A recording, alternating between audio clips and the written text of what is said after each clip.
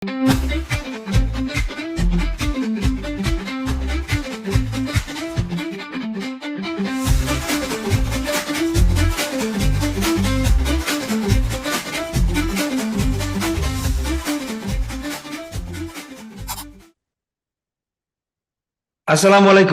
warahmatullahi wabarakatuh. Semangat pagi. Saya kalau ketemu Anda itu kawan-kawan, jadi semangat gitu ya. Jadi ya itulah artinya kalau betapa pentingnya kalau punya kawan. Jadi bilang ya hidup sendiri, semua kan sendiri, ya suatu saat akan jadi sendiri. Tapi ternyata memang kawan itu sangat penting. Jadi saya selalu melihat bahwa seorang teman itu akan menjadi partner yang baik dikala kita duka. Kalau suka itu ya banyak, tapi kalau duka itu ya seorang kawan. Nah, saya akan menyambung pembicaraan dengan minggu lalu bahwa hari ini saya akan bicara kekerasan verbal. Jadi kalau minggu yang lalu kan kekerasan fisik. Maka hari ini saya akan bicara bila seorang dokter mendapat kekerasan verbal ya, dari pasien, keluarganya atau pihak lain, langkah apa yang harus dikerjakan. Jadi kita mendiferensiasi. Sekarang spesifiknya adalah verbal. Di grup kita itu kawan, kemarin aku lihat ada waduh seseorang yang ngamuk luar biasa dengan bahasa yang kasar, dengan ekspresi yang kasar gitu kepada dokter dan tenaga kesehatan. Kalau aku lihat di grup itu ya pada mendidih semuanya itu. Tapi mendidik ya perlu tindakan nyata gitu ya. Nah kadang-kadang tindakan nyata itu tidak terwujud meskipun kepalanya mendidih. Kenapa? Tidak mengerti apa yang harus dikerjakan. Nah, sekarang saya akan menjawab tidak mengerti ini menjadi sebuah poin, menjadi pengetahuan. Jadi kalau seseorang, tenaga medis, tenaga kesehatan, mendapat kekerasan verbal, pasti yang harus dikerjakan. Nah, seperti biasa, akan bersama saya, menemani saya adalah Dr. Rudi Sapulete, SHMH, seorang pengacara, pakar yang memang beliau ini saya lihat fokus kepada hukum bidang kesehatan. Sehingga kalau saya lihat kurikulum vitae-nya, wih, banyak banget tuh mendampingi kasus-kasus kesehatan sampai ke level persidangan. Ya, saya kira dari kurikulum vitae ini, ya, portofolio ini, saya yakin deh, pasti nanti poin-poin fatwa-fatwanya jadi kita jadikan patokan. Dokter Rudi, selamat selamat apa nih? Selamat siang. Selamat Ya, pagi, selamat alam. siang. Iya, karena di ruangan kantor yang sejuk ini, aku nggak bisa membedakan ini pagi atau siang. Dokter Rudi, hari ini kita akan bicara bila seorang dokter mendapat kekerasan verbal, ya kan, dari pihak manapun, apa yang harus dikerjakan, ya. Dan tentu ini sering terjadi kok. Jadi ketika di poliklinik, di IGD, itu ucapan kasar, ancaman, makian, dipisui, ya, atau tuduhan yang menjatuhkan martabat profesi, ya, sering kita temukan. Dan juga diingat di media sosial. Wah, ini ya, jadi ancaman verbal, kekerasan verbal ini di media sosial luar biasa itu, ya. Padahal tentu bahwa sebagai tenaga kesehatan yang sedang menjalankan profesi, itu ya perlu rasa aman, ya, perlu dihormati. Dan tentu saja pada minggu yang lalu sudah jelas hukum-hukum positif yang terkait dengan perlindungan hukum. Nah, maka hari ini tentu Dokter Rudi akan kita tanya. Saya punya banyak pertanyaan karena eh, Imam Ali mengatakan ya kuncinya ilmu ada di pertanyaan. Ya, jadi Dokter Rudi punya ilmu banyak, saya jadi kuncinya. Saya akan kasih pertanyaan yang banyak nanti, biar beliau nanti keluar ilmunya. Ya, Dokter Rudi, kita sering mendengar kasus dokter dimarahi, dipermalukan di depan umum, bahkan direkam dan diviralkan oleh seseorang. Bisa keluarga pasien atau pihak manapun, ya mungkin juga pejabat tuh, ya kan? Mungkin tidak menimbulkan luka fisik sih, tapi saya kira kata-kata itu juga menusuk secara psikis. Nah, sekarang dari kata-kata atau verbal ini apa bisa dimasukkan sebagai kategori pelanggaran hukum?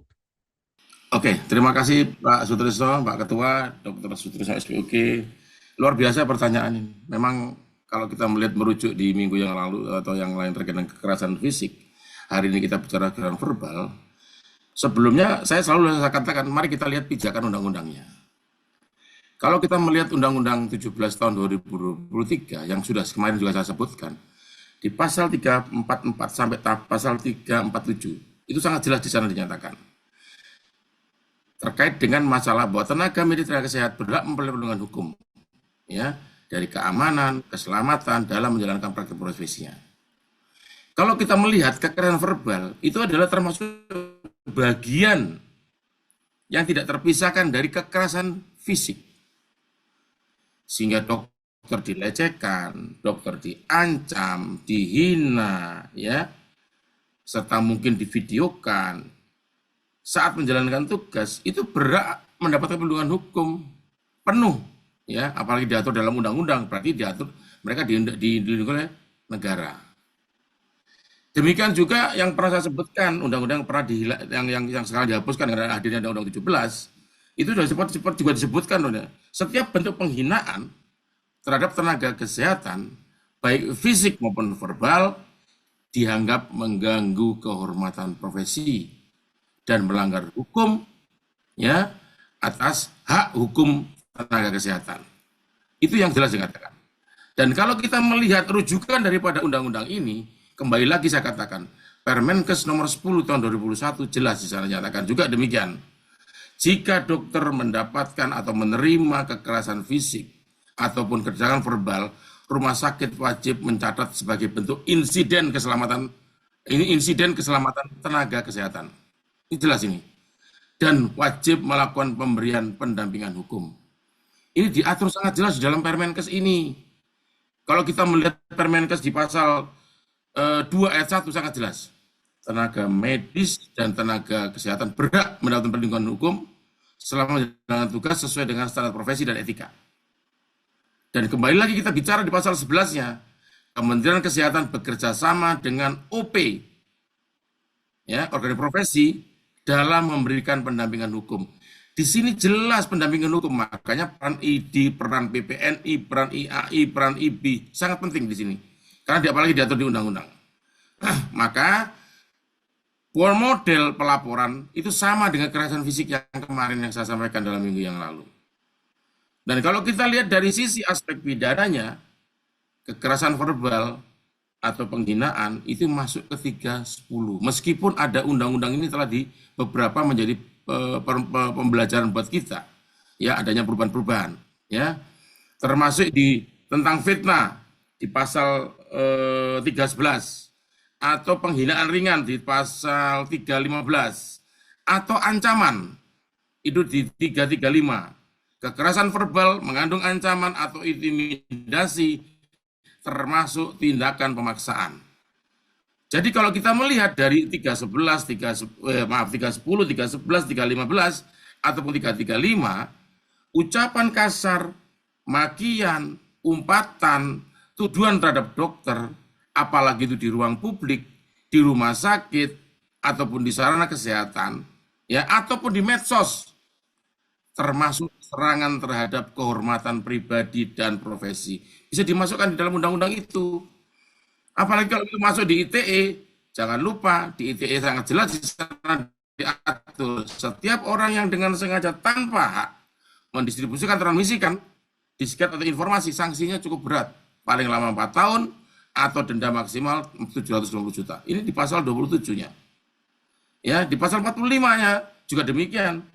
Ya, ayat 3, sanksi pidana berlaku juga perbuatan dilakukan media sosial, platform daring atau pesan elektronik. Jangan, makanya sekarang kemarin saya sampaikan no viral, no justice. Ini jangan lupa ada pelindungan hukum terhadap profesi. Kalau profesi itu dihina, diinjak-injak, sampai dimasukkan dalam proses media yang tidak ada kebenarannya, kita bisa menuntut akan undang-undang ini. Apalagi diviralkan, ya menghina itu. Undang-undang ITE tidak akan diam. Mereka bisa memberikan menuntut mereka ke dalam proses hukum selanjutnya kepada pelaku-pelaku terhadap profesi kita. Saya kira itu, Pak. Iya, zaman sekarang ini media sosial itu menjadi panggung ya. Jadi bisa menjadi panggung siapapun untuk manggung gitu. Makanya kalau saya lihat tadi begitu lihat undang-undang ITE ini saya jadi lebih serius gitu. Ancamannya lebih besar sebenarnya teman-teman. Jadi lebih besar ancamannya ini dibanding dengan KUHP. Hmm, makanya kawan-kawan harus baca ini undang-undang ITE ini dan juga masyarakat Indonesia harus baca undang-undang ITE ini. Ada something yang besar yang Anda harus tahu, ya kan? Meskipun memang bebas mengutarakan pendapat, tapi bukan berarti bebas mencaci, ya bebas menjatuhkan eh, harga diri, penghinaan kepada seseorang yang tidak ada data dan kebenarannya. Oke, jadi saya kira sudah jelas bahwa ada undang-undang positif, bahwa kekerasan fisik itu jelas, ternyata kekerasan verbal adalah menjadi bagian yang tidak terpisahkan dari kekerasan fisik. Oke, oke, oke, oke, oke. Nah, artinya kalau ada seseorang memberikan kekerasan verbal, itu nomenklatur pasal-pasalnya juga apa sama dengan yang kekerasan fisik itu, Rudi? Kalau ada beberapa tadi saya sebutkan di pasal di Undang-Undang 17 kan ada tadi disebutkan itu hampir sama ya. Tapi undang-undang di undang-undang apa namanya di undang-undang di KUHP-nya itu yang berbeda. Kalau di KUHP-nya kita bicaranya di 310, 310, 311, 313, 315 sama 335. Sedangkan kalau di apa namanya undang-undang apa namanya lex spesialisnya di undang-undang tentang ITE itu di pasal 27 ayat 3-nya. Sangat jelas di sana tentang sanksi pidananya dan sanksi ataupun dendanya. Saya kira itu yang saya maksud. Kalau ada kekerasan fisik, ada juga kekerasan verbalnya. Apa semuanya dimasukkan Ya bisa, sebagai pertimbangan? bisa jadi pertimbangan. Dua-duanya bisa dimasukkan. Ya, ya, ya, ya, ya. Artinya juga termasuk ITE itu juga bisa dimasukkan ya sebagai bagian Betul. dari advokasi ya. Ya. Hmm. Jadi kasus ada di Lampung kemarin atau di mana itu Lampung itu bisa dimasukkan itu undang-undang ITE. Karena yang bersangkutan melakukan video dan itu Oh, disebarluaskan, itu bisa dikenain. oh iya, iya. Oh, yang Sumatera Selatan maksudnya ya? Sumatera Selatan ya, ya, Lampung ya, bukan Lampung ya, Sumatera Selatan ya. Iya itu videonya viral di mana-mana dan sepertinya di-share ya. Ya, ya, itu bisa dikenakan itu, Oh, bisa oke, oke, dikenakan. oke. Ya, ya, ya, ya, ya, ya, ya. Tapi saya kan nggak ngikutin kumpul lagi. Ya, saya kira itu memang menjadi pertimbangan bahwa kita semakin sadar hukum itu kan semakin bagus, bahwa sudah ada kekerasan fisik, ada kekerasan verbal, di-share lagi. Nah, ini kan jadi berlipat-lipat ya. Nah, Dokter Rudi, kalau kekerasan fisik itu kan ada buktinya ya. Nah, kalau kekerasan verbal kan habis ngomong terus hilang, jadi nggak sempat ada rekaman atau apa. Gimana itu langkah-langkah kalau menghadapi kasus verbal ini Maka ya, Dokter Rudi? tadi saya katakan berkali-kali terkait dalam bagaimana sistem pelaporannya. Jangan lupakan itu ada saksi, jangan lupakan itu ada kata-kata CCTV, kalau ada kata-kata yang berucap tadi. Jadi saksi itu bisa membuktikan bahwa betul apa yang mereka dikatakan. Jadi saksi yang penting adalah saksi adalah orang keamanan atau perawat ataupun petugas yang ada di sekitar itu.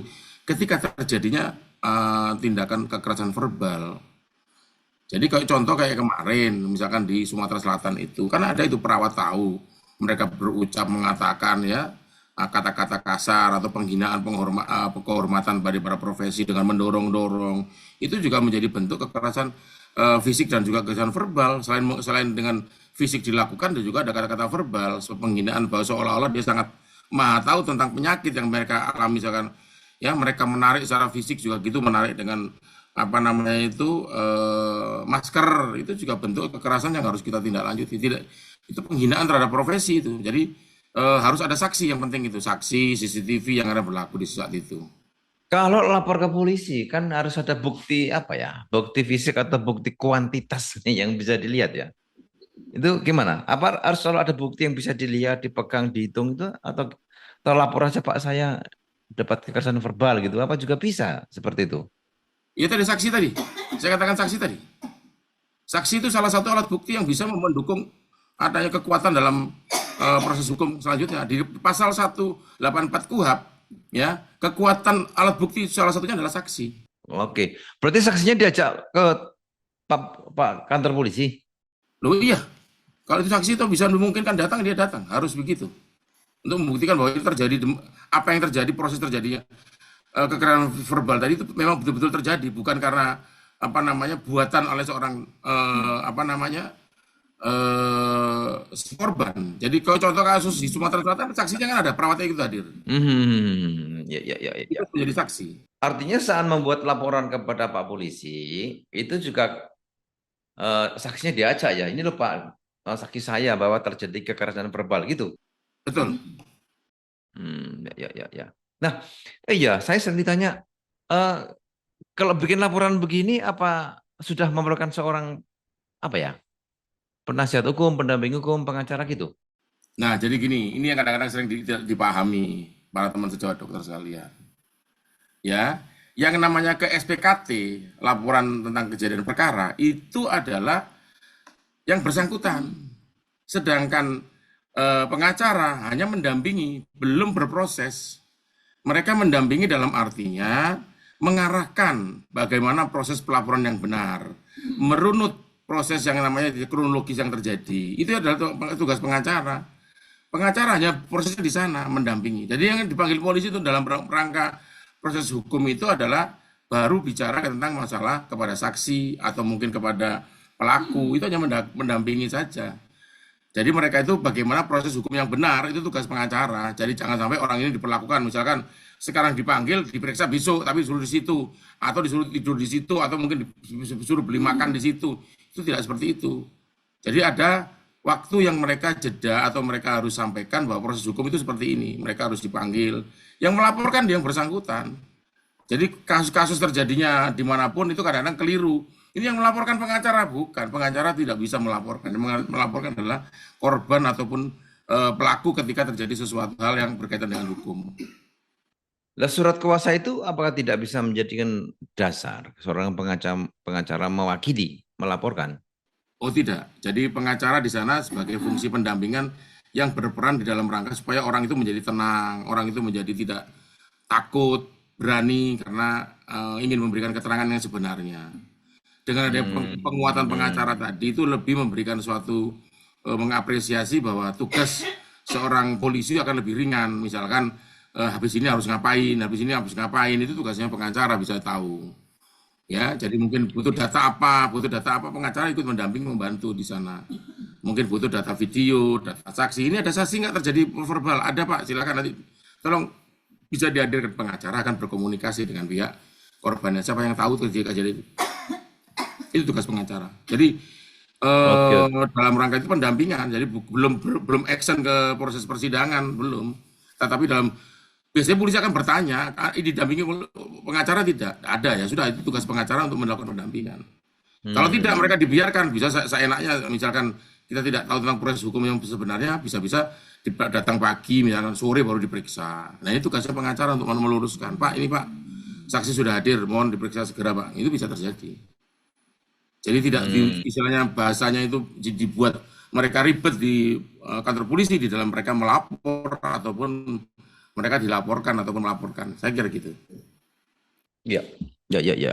Ya, ini sering terjadi, kawan-kawan tenaga medis, nakes itu takut ya mau melaporkan, ribet nggak tahu caranya, ya, kayak nggak jadi. Jadi akhirnya kekerasan itu ya diam atau dibiarkan saja, akhirnya hilang. Nah ini mesti harus paham bahwa memerlukan laporan oleh yang bersangkutan, korban. Nah fungsinya penasihat hukum, pengacara ya, ya artinya mensupport, membantu, memudahkan gitu. Dan ya sama lah saya lihat itu keluhannya di rumah sakit, keluhannya di klinik, keluhannya di polisi itu kan, waduh lama banget ini apa atau antriannya banyak atau apalah alasan.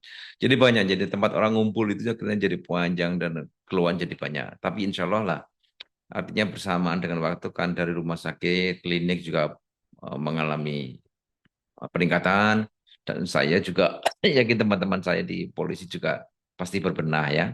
Artinya bagaimana memberikan layanan baik, profesional, ya jadi asap as soon as possible gitu ya, agar bisa menjadi tempat yang baik untuk mencari keadilan atau menyelesaikan bila seseorang anak bangsa ini mempunyai masalah. Dokter Rudi, lah perdata juga apa ada tempat kalau memang ada masalah dengan kekerasan verbal ini? Saya kira tepat sekali ya disampaikan, ditanyakan. Jadi sama hampirnya dengan pidana. Namun di sini ada hal-hal yang mungkin yang perlu kita pahami terkait dengan masalah 1372 ini. Jadi Hmm. KUH Perdata. Jadi dalam hal penghinaan itu hakim dapat memerintahkan membayar ganti rugi untuk memulihkan nama baik korban. Yang terjadi sering terjadi kan no viral no justice. Orang belum tentu Hmm. benar salahnya sudah dimasukkan dalam media, Viralkan ya. viralkan. Ini bisa dimintakan ganti rugi. Misalkan secara imaterial, misalkan contohnya bisa trauma, stres, reputasi profesinya juga rusak karena akibat pelaporan atau pemberitaan itu, ya kan? Atau mungkin karena kalau yang jelas-jelas itu kalau mereka mereka takut untuk berpraktek, akhirnya apa, pendapatannya hilang, ya. Dia harus membayar orang pengacara biaya hukumnya. Bagaimana kerugian reputasi di praktek profesinya itu juga menjadi masalah terkait dengan masalah ganti rugi. Nah, pasal yang menyertai sama 1365 jelas PMH atau Hmm. perbuatan melawan hukum itu PMH. Ataupun di Hmm. 1372 terkait dengan pemulihan nama baik itu terjadi. Jadi saya kira itu jelas, jadi bahwa di aspek perdata pun juga bisa dikenakan pada yang bersangkutan, yang kalau misalkan menimpa ke kita, kita bisa melaporkan akan pasal tersebut. Saya kira gitu, Pak. Iya ya, thank you. Jadi memang pasal 1365 KUH Perdata ini, setiap perbuatan yang melanggar hukum dan menimbulkan kerugian pada orang lain, mewajibkan pelaku menggantikan kerugian tersebut. Ya, jadi Dokter Rudi menyatakan bahwa baik fisik atau verbal bisa menggunakan pasal ini. Tapi sini nggak anu ya, nggak disebut berapa nominalnya ya, atau apa Kalau bentuknya? kerugian material kan tergantung kita mau kita, kalau dari kita misalkan dari sisi kerugian itu kan kita bisa ngitung. Saya tidak bekerja sekian lama ya karena saya pendapatan saya hilang. Saya misalkan tidak beroperasi kayak dokter opsi misalnya, operasi berapa lama misalkan ya. Maka biaya yang hilang berapa? Ya berapa yang hilang dari itu? Kita hitung itu di situ. Terus kalau misalnya Hmm. verbal lagi misalkan adalah saya kan juga ngundang pengacara karena gara-gara kamu akhirnya saya mengundang pengacara. Berapa biaya pengacara dibayar, dia minta tuntut juga itu. Itu gitu Tapi kita. kadang-kadang kalau nggak ada patokan gitu akhirnya setinggi-tingginya. Ya, memang kerugian dari sisi perdata tidak bisa diukur, apalagi imaterial. Bisa kita ngukur stres orang? Nggak bisa. Bagaimana Hmm. kita ngitung reputasi orang? Nggak bisa. Iya, iya, iya, iya, iya, iya, iya, iya, iya. Oke, oke, oke. Nah, kalau di saya sedikit saya bertanya tentang OP. Itu ada di OP itu memang sebenarnya ya ada peran penengah atau mediator. Ya, itu ada nggak peran di sini tuh, Dr. Rudi, untuk penengah mediator untuk kasus kekerasan eh, verbal atau fisik ini? Saya sampaikan tadi awal juga sudah saya sampaikan juga ada. Jadi di mana peran di dalam Permenkes nomor 10 tahun 2021 sangat jelas di sana. Kementerian Hmm. Kesehatan bekerjasama dengan organisasi profesi dalam memberikan pendampingan hukum. Sangat jelas ini. Jadi kalau misalkan peran OP apa? Ya pendampingan hukum resminya siapa? Ada enggak di sana punya seorang advokat misalkan kayak gitu? Ada enggak mediator yang bisa memberikan suatu penengah dalam kasus ini? Atau mungkin Hmm. bila perlu untuk sebagai penyeimbang adanya visual tadi, Hmm. ini juga bisa menyampaikan. Jadi pernyataan publik bahwa hal ini sebenarnya tidak dilakukan. Kami kemarin di salah satu tempat juga mengundang media karena media memberi katakan satu tempat yang saya sebagai konsultan hukumnya Dia Mhm. memberitakan bahwa rumah sakit ini sudah melakukan suatu tindakan-tindakan yang tidak sesuai. Ya. Saya Mhm. kira saya sampaikan, Anda memfoto, memvideo, itu sudah salah. Saya sampaikan demikian secara hukumnya. Ya, kedua, itu Mhm. pernyataan publik ini kita sampaikan. Ya, terus yang berkaitan dengan Anda menilai urgent. Yang menilai urgent itu bukan pasien, yang menilai urgent itu adalah dokter. Apakah ini urgent atau tidak, urgensinya itu. Ya, kalau Mhm. kita masuk di IGD ada trias, mana kuning, mana merah ya, itu harus kita lihat di situ. Jadi yang menentukan kita, jangan Anda mengatakan ada darah di situ terus Anda mengatakan ini urgent.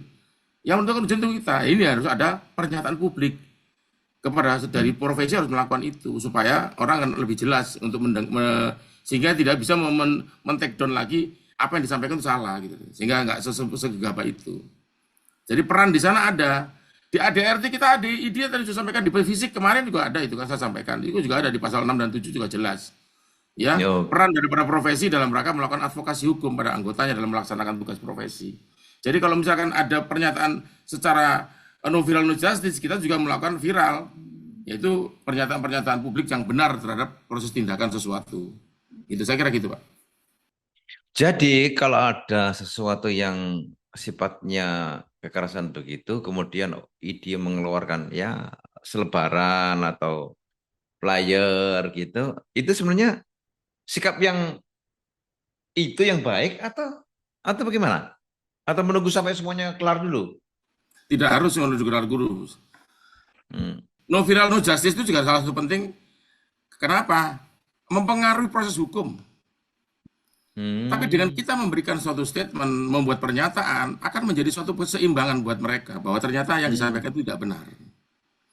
Kalau kita tidak melakukan langkah-langkah apapun dari profesi, maka pernyataan viral tadi itu menjadi benar buat masyarakat. Pernyataan itu benar buat orang seorang hakim untuk menentukan itu. Pernyataan itu benar oleh seorang polisi bahwa apa yang dilakukan itu betul. Dengan pernyataan publik yang sudah kita sampaikan oleh profesi, itu akan menjadi penyeimbang dan memberikan suatu jalan lurus terhadap proses pernyataan apa ataupun tindakan verbal yang dilakukan oleh seorang pelaku. Bagus. Contoh yang menarik adalah di Surabaya kemarin. Selain fisik kan Mhm. juga melakukan pemukulan dan juga melakukan penghinaan. Ya, dengan alasan pengobatan tidak selesai dengan korban apa namanya dari publik harus menyatakan itu seharusnya. ID kemarin kan nggak ada pernyataan sama apapun ya, hanya proses hukum aja. ID harus menyatakan bahwa proses penyakit ya operasi yang berkaitan dengan masalah misalkan kayak kemarin kan adalah abses tidak ada kaitannya dengan neuropati Hmm. ya neuropati itu ada penyakit apa namanya penyakit second second apa namanya penyakit lainnya yaitu diabetes tadi jadi tidak bisa menjadikan satu alasan apa namanya penyakit itu neuropati itu karena akibat operasi, tapi bisa penyakit penyerta yang lain, yaitu diabetes tadi. Tapi tidak dilakukan penyeimbang di situ. Harusnya dilakukan penyeimbang supaya apa? Masyarakat clear. Oh, ternyata yang salah itu sebenarnya yang mukul itu, yang membuat kata-kata itu. Jadi bukan karena akibat mukul karena membenarkan karena dikatakan karena pasca operasi abses tadi, tapi memang karena ada Hmm. penyakit diabetes tadi. Ini harus ada dilakukan. Ya, ya, ya, ya, ya, ya, ya. Ya, ini pelajaran yang menarik buat kita-kita yang ada di OP, ID, dan kawan-kawan semuanya, OP yang lain. Betapa pentingnya organisasi profesi itu responsif, responsif ya. Jadi memberikan keseimbangan informasi ya. Jangan diajar dulu di luar sampai habis, baru kita mengeluarkan leaflet. Wah, ya kita harus responsif, proporsional, adil, tepat, dan berdasarkan ilmu dan data. Menarik ini. Sangat menarik apa yang disampaikan oleh Dr. Rudi dan dari pembahasan kita kawan-kawan jelas bahwa kekerasan verbal itu bukan hal sepele. Jadi bukan hanya sekedar kata-kata, tapi bisa menjatuhkan martabat, menjatuhkan psikologi dan juga keselamatan profesi. Kita semuanya sebagai dokter harus profesional, menjunjung tinggi keilmuan, ya. Namun juga kita harus sadar hak-hak hukumnya. Nah, Dokter Rudi sudah menyampaikan banyak hal yang terkait dengan badan hukum, tapi saya akan menutup ini dengan sebuah pesan moral. Saya minta Dokter Rudi tolong dong kasih kita pesan moral terkait dengan kekerasan verbal ini. Silakan Dok. Terima kasih. Jadi kekerasan verbal ini merupakan bagian daripada kekerasan fisik ya. Jadi sama berbahayanya. Jadi dokter itu berhak ya kalau dalam bicara mengenai perlindungan hukum, kekerasan, rasa aman. Jadi jangan lupa sama hal yang kemarin saya bilang di kekerasan fisik bahwa laporan harus dilakukan dengan benar. Jadi jangan kita lupakan saksi ya. Laporkan dengan benar karena ini juga penting buat kita bagaimana menjaga martabat profesi kita bersama. Terima kasih Pak. Profesionalisme tidak berarti pasif. Membela diri dengan benar adalah bagian dari menjaga kehormatan profesi. Nah, ini yang kita harus paham ini. Dan tentu terima kasih banyak Dokter Rudi yang sudah bersama kita dan memberikan banyak penjelasan yang mencerahkan. Kawan-kawan, saya berharap bahwa apa yang kita rilis bersama ID Jatim Channel ini membuka mata kita, membuka pikiran kita, jadi literasi numerasi kita bertambah, terutama terkait dengan hukum, spesifiknya perlindungan hukum tenaga kesehatan. Ya, jadi kalau yang lalu memang sangat jelas terkait dengan kekerasan fisik, maka perlindungan hukum terkait dengan kekerasan verbal ini juga sama penting dan besarnya, karena ini terkait dengan kehormatan dan martabat kita sebagai manusia dan sebagai anggota profesi.